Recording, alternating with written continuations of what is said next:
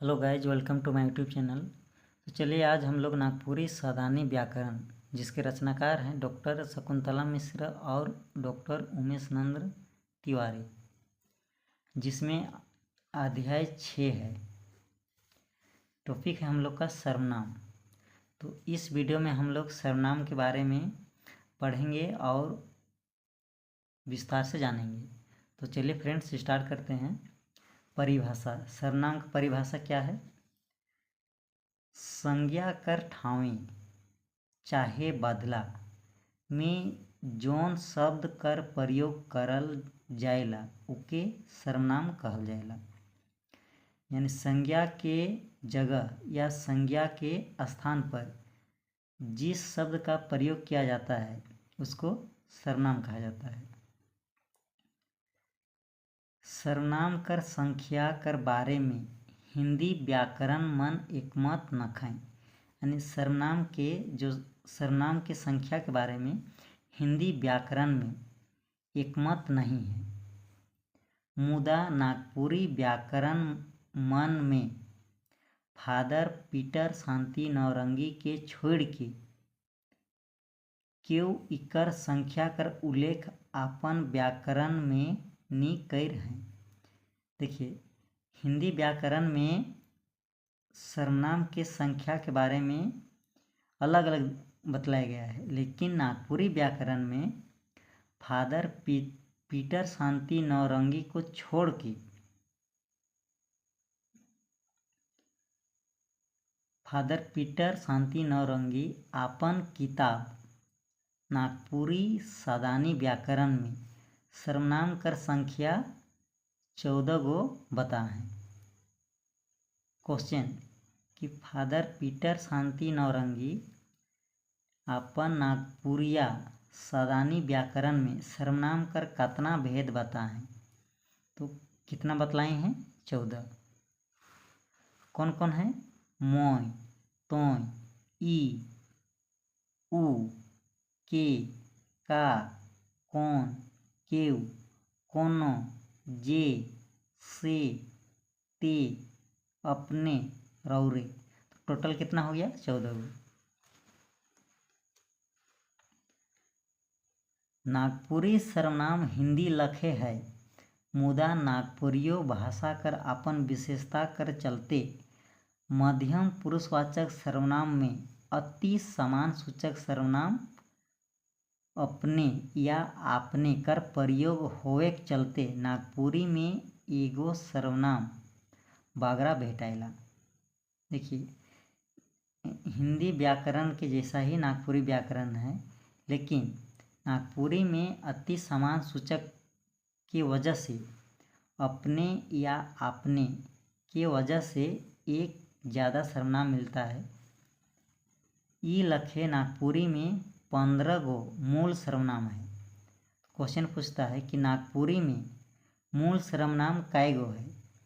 तो आंसर हो जाएगा 15। कौन जुड़ रहा है? एक अपने या आपने, जो अति समान सूचक सर्वनाम है। इस तरह से अपने या आपने जुड़ने के बाद में टोटल कितना हो जाता है मूल सर्वनाम? 15। नागपुरी कर मूल सर्वनाम ईमन है कै, जिसे नीचे दिया हुआ है। मोय ये प्रथम पुरुषवाचक है। तोय, रौरे, अपने या आपने निजवाचक सर्वनाम। ई, उ अन्य पुरुषवाचक सर्वनाम। जे, से, ते संबंधवाचक सर्वनाम। के, का, कौन प्रश्नवाचक। केउ, कोनो ये अनिश्चितवाचक सर्वनाम है। तो इस तरह से नागपुरी में मूल सर्वनाम कै गो है? 15 गो है। और फादर पीटर शांति नौरंगी अपन नागपुरिया सादानी व्याकरण में सर्वनाम कर संख्या कै गो बता है? 14 गो। सर्वनाम कर काम। घरी घरी संज्ञा के दोहराए से बाँचे के लिए सर्वनाम कर प्रयोग करल जाएला।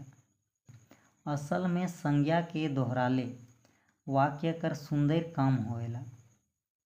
जबकि सर्वनाम कर प्रयोग में वाक्य में सुंदर और गति आवेला, जेकर से सुने, लिखे, पढ़े में सुविधा बुझाएला। इकर अलावे कई धाव नागपुरी भाषा में आदर अपनैत देवे के चलते सर्वनाम कर प्रयोग जरूरी हो जाएला। नागपुरी में सर्वनाम कर प्रयोग बगरा होएला। सर्वनाम कर भेद,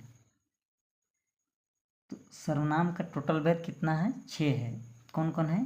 पुरुषवाचक सर्वनाम, निजवाचक सर्वनाम, निश्चयवाचक सर्वनाम, अनिश्चयवाचक सर्वनाम, संबंधवाचक सर्वनाम, प्रश्नवाचक सर्वनाम। तो टोटल कितना सर्वनाम का भेद है? 6। इससे पहले सर्वनाम के 7 भेद बुक में दिया हुआ था, जो एक लास्ट था आदर सूचक, जिसको अब 2023 का संस्करण में हटा दिया गया है। तो अभी टोटल कितना दिया हुआ है? 6।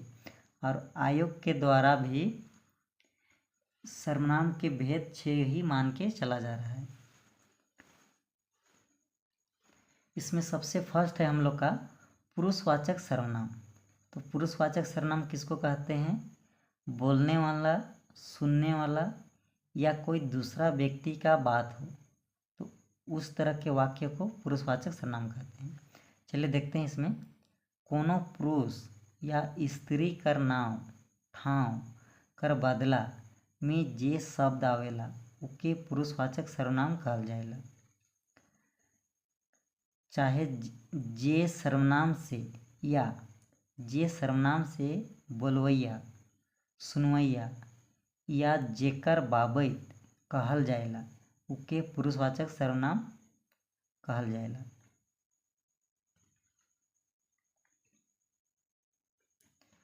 एग्जाम्पल क्या है? जैसे हम उकर ले लुगा लानली तोर ले नहीं।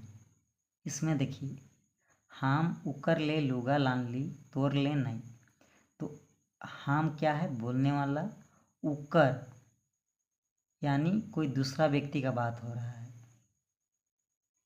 और तोर ले नहीं। तो देखिए इसमें हम कौन होगा? बोलने वाला। उकर यानी जेकर ले कहल जाए, और तोर यानी जो सुनने वाला है। तो इस तरह से इसमें पुरुषवाचक सर्वनाम में बोलने वाला, सुनने वाला और कोई दूसरा व्यक्ति का बात हो रहा है, तो ये पुरुषवाचक सर्वनाम का उदाहरण है। नेक्स्ट क्वेश्चन है। नेक्स्ट है, देखिए, पुरुषवाचक सर्वनाम कर 3 भेद होवेला। कौन कौन 3 भेद होवेला? उत्तम पुरुष, मध्यम पुरुष और अन्य पुरुष। तो उत्तम पुरुष में बोलने वाला का बात होता है, और मध्यम पुरुष में सुनने वाला का, और अन्य पुरुष में जो दूसरा व्यक्ति के बारे में बात हो। तो इसमें देखिए, उत्तम पुरुष बोलवैया के कहल जाएला, यानी जो बोलने वाला है। जैसे देखिए, एक वचन और बहुवचन में दिया हुआ है। मोय या हम, बोलने वाला। जैसे मोय जाबू या हम जाब, इसका बहुवचन क्या हो जाएगा? हमरे, हमरे, हमरे मन या हमरे मन, हमरे मन जाब, हमरे मन जाब। इस तरह से बहुवचन हो गया। नेक्स्ट है मध्यम पुरुषवाचक। मध्यम पुरुषवाचक सुनवैया के कहल जाएला, यानी जो सुनने वाला। जैसे तोय, और तोय का बहुवचन क्या हो जाएगा? तोहरे या तोहरे मन। नागपुरी में एक वचन से बहुवचन बनाने के लिए मन, मने, झन, झने या सब भी लगा जाएगा। तो इसको देखिए, अगर इसका एग्जाम्पल बनाएंगे मध्यम पुरुषवाचक का, तो क्या होगा? तोय जाबे। तो इसी को अगर बहुवचन बनाएंगे तो क्या बोलेंगे? तोहरे जाबा या तोहरे जाबें या तोहरे मन जाबें। इस तरह से बहुवचन बन जाएगा। रौरे या रौरे, तो इसका बहुवचन क्या हो जाएगा? रौरे मन या रौरे मन, अपने आपने मन, अपने मन आपने मन।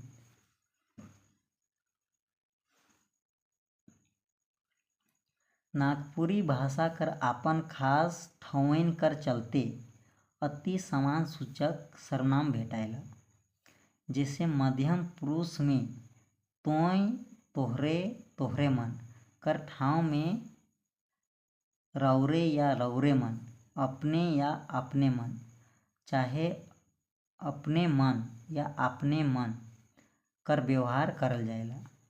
यानी आदर देने के लिए रौरे, रौरे मन, अपने या अपने मन कर प्रयोग करल जाएला नागपुरी में।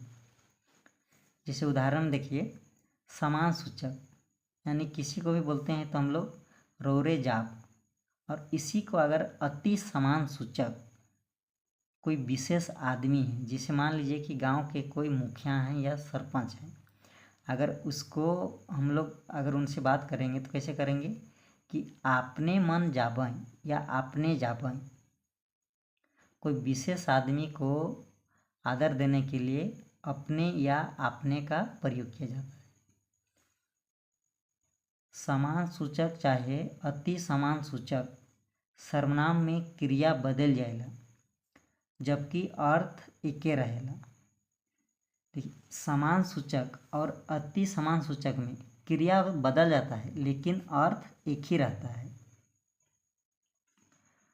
अर्थ में कोनो बदलाव नहीं होएला और उसका अर्थ में कोई भी बदलाव नहीं होता है। अति समान सूचक सर्वनाम में क्रिया कर प्रयोग बहुवचन लखे होवेला। जैसे देखिए, एक वचन तोय जाबे, और इसी को अगर समान सूचक में बोलेंगे तो क्या होगा, रौरे जाब। और अति समान सूचक अपने जाबन या आपने जाबन, अपने जाबन या आपने जाबन, एक वचन का हो गया। अब इसी को देखिए बहुवचन में, अगर सामान्य बोल चाल में बोलेंगे तो क्या बोलते हैं, तोहरे मन जाबा। और इसी को अगर समान सूचक में रौरे मन जाब और अति समान सूचक में बोलेंगे तो अपने या आपने मन जाबन। तो नागपुरी में अगर आदर सूचक हम यूज करते हैं तो बहुवचन के जैसा यूज होता है। नेक्स्ट है अन्य पुरुषवाचक, जेकर बाबत कोनो बात कहल जाएला। बाबत का मतलब कि किसी के बारे में, यानी जेकर बारे में कोनो बात कहल जाएला सके अन्य पुरुषवाचक सर्वनाम कहल जाएला। जैसे ई उ एक वचन है, इमन उमन बहुवचन है। निजवाचक सर्वनाम, जोन सर्वनाम से आपन जिक्र खुद कर बोध होवेला उके निजवाचक सर्वनाम कहल जाएला। यानी जिस सर्वनाम से खुद के बारे में बोध होता है उसको निजवाचक सर्वनाम कहते हैं। जैसे निजे, निजे का मतलब होता है अपने के लिए, अपने हैं, मोहे, हामे हैं, तोहे, रौरे, ओहे आदि, ये सब निजवाचक का उदाहरण है। अगर इसको वाक्य बनाएंगे तो कैसे बनाएंगे, मोय अपने हैं चल जाबू। तो इसमें जो अपने हैं है ये निजवाचक का उदाहरण है। तोय निजे चल जानी, यहाँ पर निजे लिखा हुआ है, ये निजवाचक का उदाहरण है। वो अपने हैं चल जे, तो यहाँ पर अपने हैं ये है निजवाचक का उदाहरण। नेक्स्ट है निश्चयवाचक सर्वनाम, जे सर्वनाम से बोलवैया कर नजीक या दूर कोनो जिनिस वस्तु कर निश्चित रूप से होवे कर बोध होवेला उके निश्चयवाचक सर्वनाम कहल जाएला। यानी जिस सर्वनाम से निश्चित का बोध होता है उसको निश्चित वाचक सर्वनाम कहते हैं। यहाँ पर लिखा हुआ भी है चाहे करके, जे सर्वनाम से कोनो निश्चित चीज कर बोध होवेला उके निश्चित वाचक सर्वनाम कहेना। जैसे ई, उ, एहे, ओहे, एदे, ओदे। अगर इसको हम लोग उदाहरण में देखेंगे तो कैसे इसको बोलेंगे, एहे जगन हमरे पानी बरखा में छेकाई रही। यानी निश्चित का बात हो रहा है, फिक्स है कि यही जगह हम लोग जान रहे हैं, इसलिए इसमें यह लिखा हुआ है, ये निश्चित का बोध करा रहा है और ये निश्चित सर्वनाम का उदाहरण है।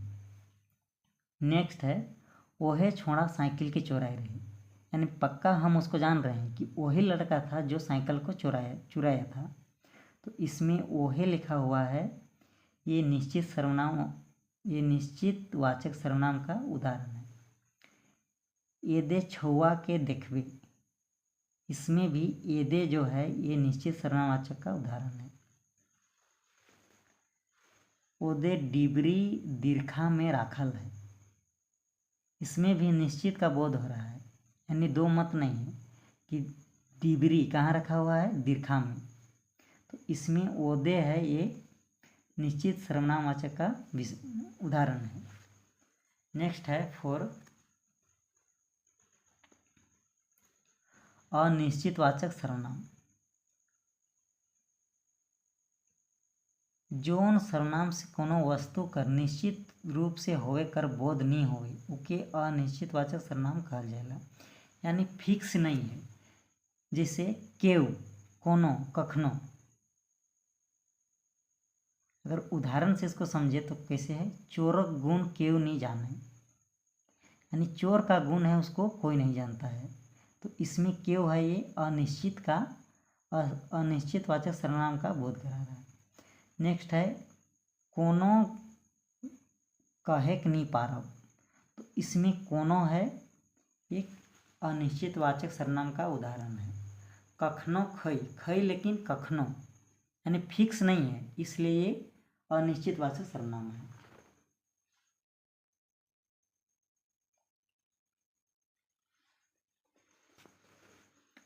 नेक्स्ट है 5 नंबर, संबंधवाचक सर्वनाम।